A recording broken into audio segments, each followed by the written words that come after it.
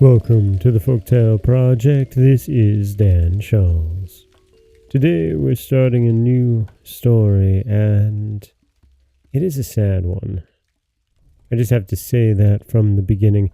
And it's a story that you're going to see pieces of tales that you'll find very familiar if you're not even familiar with this tale. Starts off with a little bit of a Snow White and turns into a darker version of Beauty and the Beast. This is The Wonderful Sheep. Once upon a time, in the days when the fairies lived, there was a king who had 3 daughters, who were all young and clever and beautiful. But the youngest of the 3, who was called Miranda, was the prettiest and the most beloved. The king, her father, gave her more dresses and jewels in a month than he gave the others in a year. But she was so generous that she shared everything with her sisters, and they were all as happy and as fond of one another as they could be. Now, the king had some quarrelsome neighbors who, tired of leaving him in peace, began to make war upon him so fiercely that he feared that he would be altogether beaten if he did not make an effort to defend himself. So he collected a great army and set off to fight them, leaving the princesses with their governess in a castle where news of the war was brought every day, sometimes that the king had taken a town or won a battle, and at last that he had altogether overcome his enemies and chased them out of his kingdom, and was coming back to the castle as quickly as possible to see his dear little Miranda, whom he loved so much. The 3 princesses put on dresses of satin, which they had made on purpose for this great occasion, 1 green, 1 blue, and the 3rd white. Their jewels were the same colors. The eldest wore emeralds, the second turquoises, and the youngest diamonds, and thus adorned they went to meet the king, singing verses which they had composed about his victories. When he saw them all so beautiful and so gay, he embraced them tenderly, but gave Miranda more kisses than either of the others. Presently a splendid banquet was served, and the king and his daughters sat down to it, and as he always thought that there was some special meaning in everything, he said to the eldest, "Tell me, why have you chosen a green dress?" "Sire," she answered, "having heard of your victories, I thought that green would signify my joy and the hope of your speedy return." "That is a very good answer," said the king. "And you, my daughter," he continued, "why did you take a blue dress?" "Sire," said the princess, "to show that we constantly hoped for your success, and that the sight of you is as welcome to me as the sky with its most beautiful stars." "Why," said the king, "your wise answers astonish me. And you, Miranda, what made you dress yourself all in white?"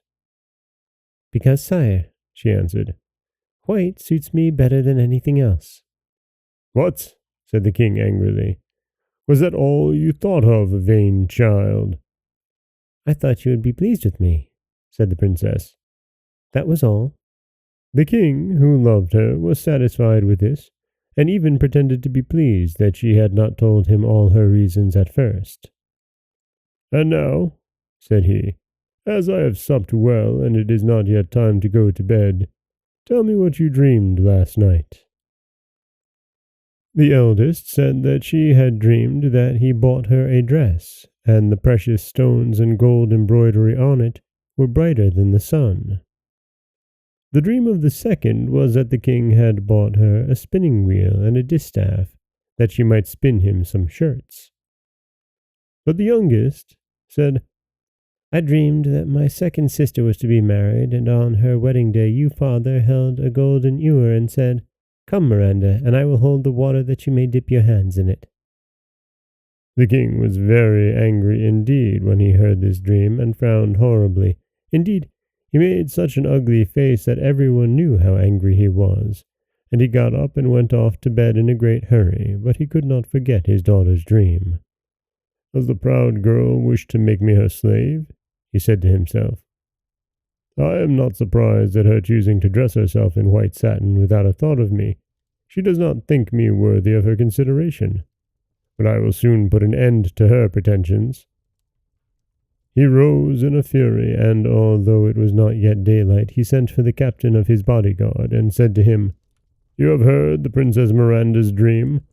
I consider that it means strange things against me, therefore I order you to take her away to the forest and kill her, and, that I may be sure it is done, you must bring me her heart and her tongue. If you attempt to deceive me, you shall be put to death." And that is the very first part of The Wonderful Sheep, a story that was going to start slightly dark and get even darker. And you can see we're off to quite a start with the king ordering the murder of his daughter, the princess. This is Dan Scholz for the Folktale Project. Don't forget that you can subscribe to the podcast on Apple Podcasts, Stitcher, Google Play, Overcast, anywhere you like to get your podcasts. You can follow us on Threads and Instagram at Folktale Project, and you can find us wherever you like to listen to your podcasts. As always, thank you so much for listening.